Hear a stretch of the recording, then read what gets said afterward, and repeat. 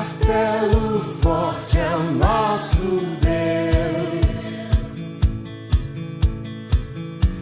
escudo e boa espada. Olá, bom dia. É uma alegria poder chegar até na tua casa nesta manhã para a gente conversar sobre a palavra de Deus. Não sei se vais me assistir hoje ou durante a semana ou qualquer outro dia, mas quando assistires a esta mensagem, que a bondosa mão de Deus, que a presença do Deus Pai, Filho e Espírito Santo esteja com a tua vida, com a tua família, com os teus. Muito obrigado pelo tempo que dedicas, muito obrigado pela atenção que tu nos concedes neste momento de podermos compartilhar contigo a palavra de Deus. Hoje, 14 de agosto, é também o Dia dos Pais. A ti, papai, que nos assiste nesse momento, aquele abraço, Deus abençoe a tua vida, Deus cuide de ti, Deus te ampare, Deus te dê sabedoria para poderes ser pai. Se tu que é mãe também acaba tendo que assumir o papel de pai, a ti também os parabéns, que Deus abençoe, Deus te capacite com sabedoria, com discernimento para viver esse momento tão significativo que é a criação dos filhos. Como tu pudeste ver na abertura, nós queremos hoje conversar sobre o Pai Nosso. Nós vamos dar início hoje, na verdade, a uma série de mensagens sobre o Pai Nosso. Na semana passada, para quem acompanhou aqui no canal da comunidade, nós tivemos a introdução ao tema, uma introdução à questão do Pai Nosso, quando os discípulos então pedem que Jesus ensine eles a orar, então na sequência vem Jesus ensinando o Pai Nosso. Lá nós utilizamos o texto de Lucas capítulo 11, os versículos 1 a 4. Hoje nós queremos utilizar o texto do Evangelho de Mateus capítulo 6, que diz o seguinte, Mateus capítulo 6, os versículos 5 até 13, que diz assim, quando vocês orarem, não sejam como os hipócritas que gostam de orar em público nas sinagogas e nas esquinas, onde todos possam vê-los. Eu lhes digo a verdade, eles não receberão outra recompensa além dessa. Mas, quando orarem, cada um vá para o seu quarto, feche a porta e ore a seu pai em segredo. Então, seu pai, que observa em segredo, os recompensará. Ao orar, não repitam frases vazias, sem parar, como fazem os gentios. Eles acham que se repetirem as palavras várias vezes, suas orações serão respondidas. Não sejam como eles, pois seu Pai sabe exatamente do que vocês precisam antes mesmo de pedirem. Portanto, orem da seguinte forma. Pai nosso que estás no céu, santificado seja o teu nome. Venha o teu reino. Seja feita a tua vontade, assim na terra como no céu. Dá-nos hoje o pão para este dia e perdoa nossas dívidas, assim como perdoamos os nossos devedores. E não nos deixes cair em tentação, mas livra-nos do mal, pois teu é o reino, o poder e a glória para sempre. Amém. Certa vez, perguntei num grupo onde estávamos reunidos estudando a Bíblia, disse, a oração do Pai Nosso, ela está ou não está na Bíblia? E foi um silêncio constrangedor, porque as pessoas que talvez sabiam estavam em dúvidas e outros não faziam a mínima ideia de que a oração do Pai Nosso está na Sagrada Escritura, mas ela está aí sim. E orar sempre fez parte da vida, sempre fez parte da prática da espiritualidade dos israelitas. Os israelitas, os discípulos para quem Jesus ensina o Pai Nosso, os discípulos que pedem que Jesus os ensine a orar, eram pessoas que tinham uma prática de espiritualidade, que tinham uma prática de oração, que conheciam a oração, que sabiam exatamente o que era vida de oração. Eles não eram pessoas absolutamente desconhecedoras do tema, desconhecedoras do assunto. E Jesus, então, depois de dar uma instrução como deve ser a oração, como deve ser a vida de oração, Jesus, ele ensina, então, a oração do Pai Nosso. E é interessante porque essa oração, ela traz em si elementos absolutamente novos, elementos absolutamente surpreendentes. Por quê? Primeiro porque Jesus ensina os discípulos a orarem dizendo Pai Nosso. Os israelitas, eles, quando se referiam a Deus, eles jamais se referiam como Pai. Eles se referiam a Deus com um termo impronunciável que foi, com o passar dos anos, sendo pronunciado por Adonai, Senhor. Tanto que eles não tinham no tetragrama, que era a palavra ali que definia Deus, não tinha nem vogais, não tinha como pronunciar. O nome de Deus é impronunciável. Deus é impronunciável, por isso eles não tinham um nome para Deus, muito menos chamar de Pai. E tem mais um detalhe, quando Jesus está orando o Pai Nosso, ele não está orando em grego, como nós temos no original do Novo Testamento. Nós lemos em português, mas essa versão, essa tradução, ela foi feita a partir do grego, onde tem a palavra paterhemon, Pai Nosso, paterhemon, Pai Nosso. Mas Jesus ensinou os seus discípulos a orarem o Pai Nosso em aramaico. Aramaico era uma língua a língua que Jesus falava. A língua litúrgica, a língua do culto era o hebraico, mas o aramaico era a língua falada no dia a dia. E Jesus ensina aos seus discípulos, possivelmente, a orar, dizendo Abba, Abba. E Abba é uma palavra que foi traduzida por pai, mas ela tem um significado familiar, um significado relacional, um significado de pertencimento, um significado de intimidade.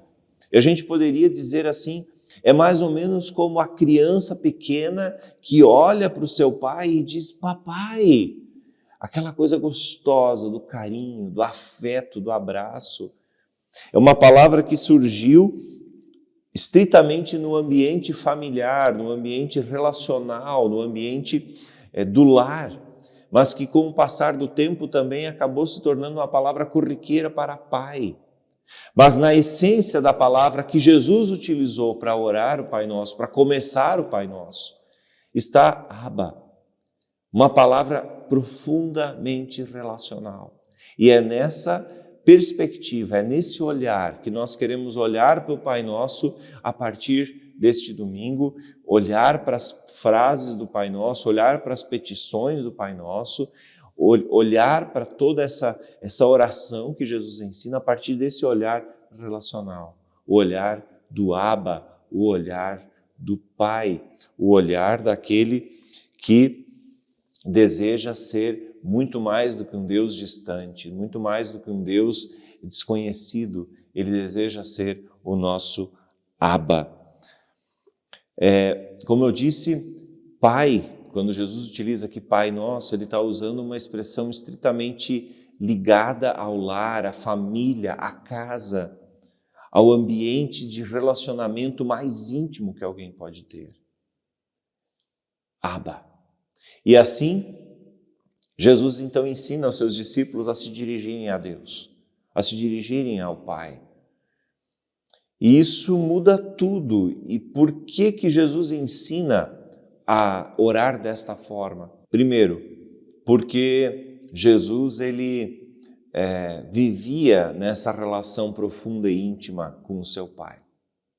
E segundo, diante do anseio que nos é relatado pelo Evangelho de Lucas, do anseio dos discípulos de aprenderem a orar, sendo que eles vinham de uma experiência de prática de oração, eles conheciam os salmos, eles conheciam as orações do seu povo e pedem que lhes ensine a orar, é porque eles percebem que na oração de Jesus, que nas orações que Jesus tinha, nos momentos que Jesus tinha a sós com o Pai, não era uma repetição, não era um falar por falar, não era um repetir simplesmente por repetir, tinha relacionamento, tinha vida, tinha entrega, tinha troca, tinha ouvir a Deus, tinha falar com Deus, tinha relacionamento, tinha vida. Como um pai que pega a sua criança no colo, assim a oração também levava Jesus à presença do Pai e trazia o Pai à presença de Jesus, sendo que Jesus era o próprio Deus também. mas isso é assunto para uma outra conversa, para uma outra situação. Jesus ensinou os discípulos a orarem dizendo Pai Nosso. E essa oração pressupõe relacionamento, intimidade, entrega, convívio, pertencimento. E essa oração, ela entra para a história da igreja cristã, ela é aprendida, ela é ensinada, ela é passada de geração em geração, ela virou frase de para-choque de caminhão, ela virou frase de camiseta. Esses dias atrás vi uma pessoa com uma camiseta que dizia livrai-nos do mal. E daí, sabe, foi banalizada a oração do Pai Nosso. E por isso a gente precisa de novo voltar a conversar sobre ela. Por quê?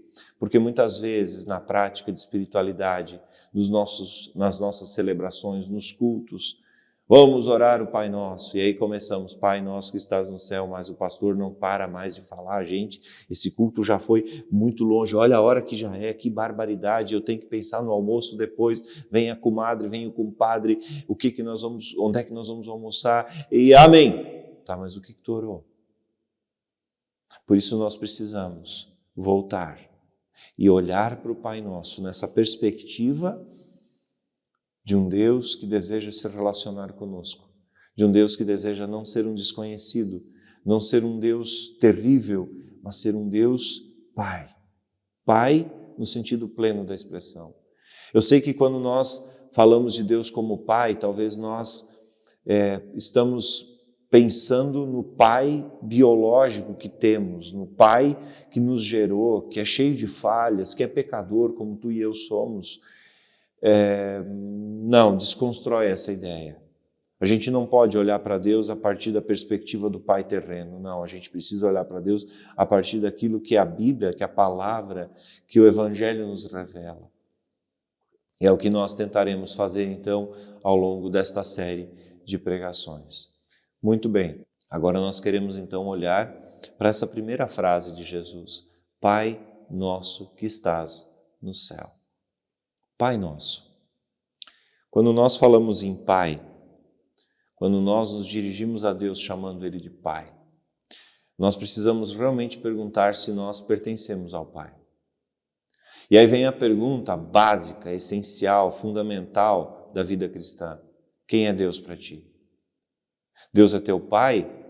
Ele é um desconhecido? Ele é um Deus com quem tu te relacionas? Quem é Deus para ti? Como tu o descreves? Como tu experimentas o teu relacionamento com Ele? Como é que é Deus para ti? A gente pode orar o Pai Nosso, como eu falei, pensando no almoço depois do culto, ou na janta depois do culto, ou onde a gente vai comer pizza se o culto é à noite.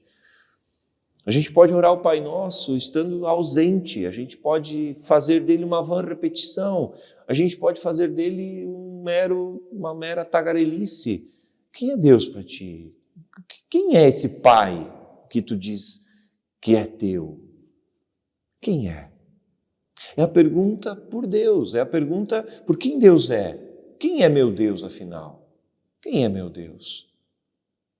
A gente precisa entender que esse Deus não quer ser um Deus terrível, amedrontador, mas também não quer ser um Deus permissivo.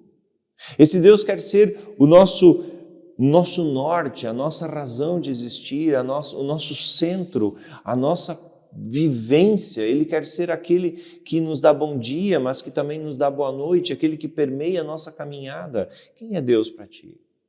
Nós vivemos tempos de muitos deuses, nós vivemos tempos em que os nossos deuses são os nossos senhores absolutos, tiranos que nos escravizam.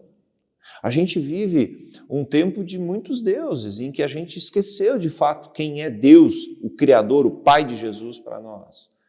Vivemos o tempo do Deus da estética. Não podemos deixar o tempo trazer os sinais normais, naturais para nosso corpo. Nós temos que dar um jeito de burlar o tempo. Nós vivemos um tempo de um Deus da estética, nós vivemos um tempo de um Deus da tecnologia, nós vivemos um tempo de um Deus em que se a gente chega num lugar e não tem sinal de Wi-Fi, a gente fica perdido, deslocado, a gente não sabe mais como viver. o tempo do Deus do TikTok, dos vídeos constantes, da inquietação, de um tempo que nos rouba a paz, a tranquilidade. Nós vivemos um tempo de Deus de consumo, comprar, comprar, comprar, comprar. Um Deus, o nosso tempo é um tempo dos deuses da compulsão, compulsão por sexo, compulsão por poder, compulsão por comprar, por gastar, por se sentir gente, compulsão, compulsão. Nós vivemos também o tempo de um Deus que se chama dinheiro, mais do que nunca. E para isso nós nos endividamos, nós consumimos, nós temos que ter. Para quê? Nós vivemos também um tempo da idolatria dos pets. Ai, pastor. Sim, idolatria dos pets. Nós gastamos mais com animais, sejam lá quais forem, do que muitas vezes com filhos. Ou nós trocamos os filhos pelos pets. E aí, com o coração cheio de todas essas coisas, nós às vezes vamos ao culto e começamos, Pai nosso que estás no céu. Queridos, nosso coração está tomado de deuses. E às vezes o orar o Pai Nosso acaba se tornando uma repetição também. Por quê? Porque nós temos muitas vezes o Deus errado. O Deus errado. Nós temos deuses, nós idolatramos. É assim, dessa forma, que nós muitas vezes estamos orando o Pai Nosso com o coração cheio de ídolos, cheio de deuses, não em relacionamento verdadeiro, profundo e sincero com o Pai. Temos o Deus errado e falamos o Pai Nosso simplesmente por falar, da boca para fora. Pai, é assim que tu te diriges a Deus, num verdadeiro relacionamento de pai e filho? É assim que eu vivo com Deus, é assim que eu tento viver com Deus. Ele é meu Pai, Ele é meu Senhor, a quem eu de fato posso recorrer. E aí eu percebo que constantemente o meu coração ele é disputado pelos deuses que me circundam, os deuses nos quais, na sociedade de deuses, onde a gente muitas vezes vive inserido. Pai nosso, meu Pai,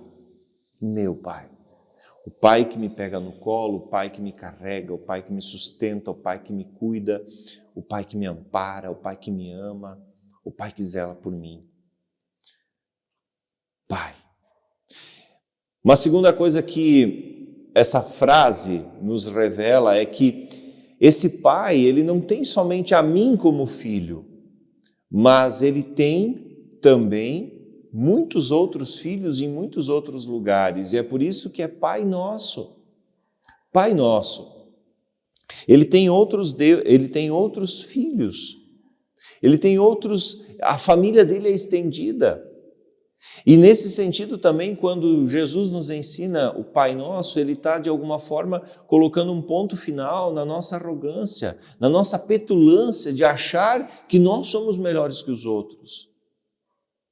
De achar que a nossa igreja é mais importante do que a outra, de achar que na nossa igreja verdadeiramente se vive o Evangelho e que lá não, eles são perdidos, eles são hereges, eles são pessoas que não conhecem a Cristo. Ah, meu irmão, essa tentação é um grande problema nos nossos dias, da arrogância espiritual. E o Pai Nosso nos coloca no mesmo nível, dizendo, olha, lá entre os luteranos tem meus filhos, lá entre os presbiterianos tem meus filhos, entre os assembleianos tem meus filhos, entre os adventistas estão os meus filhos também, entre os católicos estão os meus filhos também, entre os batistas estão os meus filhos, entre os frequentadores, os membros da igreja Deus é Amor, tem meus filhos também. Lá na IELB, na outra igreja luterana, tem meus filhos também. Meus filhos, eu não sou exclusivo de placa de igreja. É isso que Jesus está nos dizendo de alguma forma. Embora nós tenhamos jeitos de celebrar, jeitos de viver a espiritualidade, jeitos de organizar as nossas comunidades, jeitos diferentes, nós temos todos o mesmo Pai. Se a gente olha para a nossa família, Se tu tem mais alguém na família além de ti como filho, o teu irmão ele é diferente de ti. Vocês podem ser bem parecidos, mas é bem diferente em algumas coisas. Da mesma forma, Pai Nosso é um antídoto contra a arrogância. E a gente vive uma época de muita arrogância espiritual no mundo assim chamado evangélico brasileiro. De pessoas que se arrogam o direito de se acharem superiores, de se acharem melhores, de se acharem no direito de poder apontar o dedo, de se acharem no direito. E aí, quando a gente olha para o Pai Nosso, é meu Pai, mas é nosso Pai. E isso muda tudo. Por quê? Porque daí eu vou perceber que do meu lado, mesmo que tenha alguém que é bem diferente do meu jeito de ser, da minha maneira de viver, da minha prática, ele é meu irmão em Cristo. E isso vai fazer com que a gente suporte-se um ao outro, isso vai fazer com que a gente se ame um ao outro, isso vai fazer com que nós sejamos devedores um ao outro do amor. Assim como o apóstolo Paulo recomenda, a ninguém fiqueis devendo nada, exceto o amor. Pai Nosso nos coloca numa outra dimensão, na dimensão de igualdade, de fraternidade, na situação de ecumenismo. Eu não gosto muito desse termo, eu tenho algumas crises com o ecumenismo, porque às vezes se fala em microecumenismo, macroecumenismo e a coisa desanda, mas é a percepção de saber que o Pai Nosso me coloca na realidade de que lá tem irmãos meus que, embora sejam diferentes e eu talvez tenha dificuldade de amá-los, mas eles são meus irmãos. É um antídoto contra a arrogância. Arrogância. E a gente vê uma arrogância muito grande no mundo evangélico. Porque na igreja de vocês batiza-se crianças. Eu disse, tá, tudo bem, é verdade, batiza-se crianças, mas também batiza-se adultos. Mas o correto é o batismo bíblico. E qual é o batismo bíblico? É o batismo de adultos. É? Tá bom, então se o batismo de adultos é a solução de todos os problemas, na tua igreja não deveria ter escândalos. Mas tem. Está entendendo? A gente precisa parar com essa arrogância de achar que nós somos melhores que os outros ou de que os outros são piores do que a gente. Nós somos todos iguais, pecadores. E o Pai Nosso me coloca nessa pegada de que não é melhor, nem pior, é igual. Pecador, carente da misericórdia, da graça, do perdão, de uma nova chance dada pelo Pai. A gente precisa entender que em Jesus Cristo nós podemos nos tornar filhos de Deus. Quando Jesus me diz, Pai Nosso que estás no céu, quando Ele me ensina a orar, Ele não deseja que a minha vida seja uma repetição vazia de uma frase tão bonita como o Pai Nosso, de uma oração tão bonita quanto o Pai Nosso. Ele deseja que verdadeiramente eu seja filho do Pai, que eu seja filho de Deus. E como é que a gente se torna filho de Deus? Como é que a gente se torna filho de Deus? Todos nós, deixa eu te dizer isso de maneira clara, sem que tu me entendas mal, todos nós já somos filhos de Deus. Por Jesus. Por Jesus nós fomos feitos filhos de Deus. O detalhe é que eu desejo, é que eu preciso desejar fazer parte da família de Jesus. E aí é que está.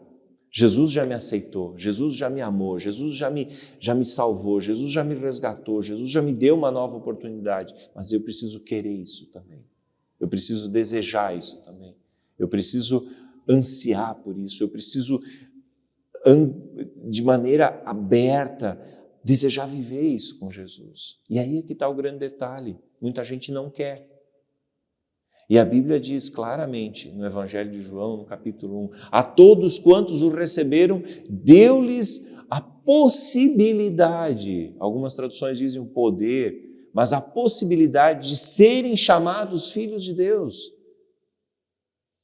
Quem recebe o Filho, recebe o Pai. Quem recebe a Jesus tem o seu nome escrito no livro da vida. Do contrário, a pessoa já está condenada, diz o texto. Por quê? Porque não crê no Filho unigênito de Deus. Mas não é esse o desejo de Deus para nós, queridos. Por isso o Senhor deseja ser o teu Pai. Por isso o Senhor deseja ser o teu Salvador. Por isso o Senhor deseja ser não um Deus distante, um Deus desconhecido, mas Ele deseja ser um Deus que verdadeiramente se relaciona contigo, a quem tu verdadeiramente tens a oportunidade de chamar de Pai. Quem é Deus para ti? Quem é o Senhor para ti? Quem é o Senhor? Que Deus te abençoe, que tu continues meditando, refletindo, buscando nele o sentido para a vida, buscando nele verdadeiramente um Pai. Que o Senhor te abençoe, que o Senhor te guarde. Nós ainda teríamos que conversar muito mais sobre essa primeira frase. Por exemplo, o estás no céu. O que isso significa? Mas nós não temos como fazer isso nesta pregação, porque tornaria-se muito extensa.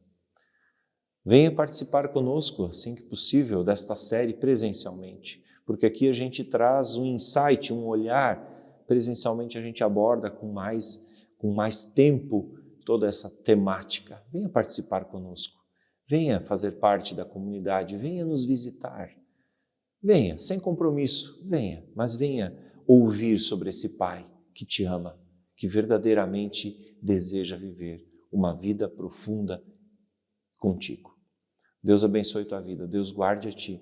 E eu ainda te convido para uma palavra de oração. Senhor Deus, obrigado que tu não és um Deus distante, mas tu és um Deus que nós podemos chamar de Pai. Obrigado pelo teu amor, obrigado pela tua bondade, obrigado pela tua misericórdia. Que nós não oremos o Pai Nosso simplesmente como uma oração decorada e da boca para fora, mas que oremos o Pai Nosso verdadeiramente, com profundidade e com convicção de vivermos numa relação de Pai contigo. No nome de Jesus é que oramos. Amém. Um abraço bem forte e até na semana que vem. Tchau, tchau.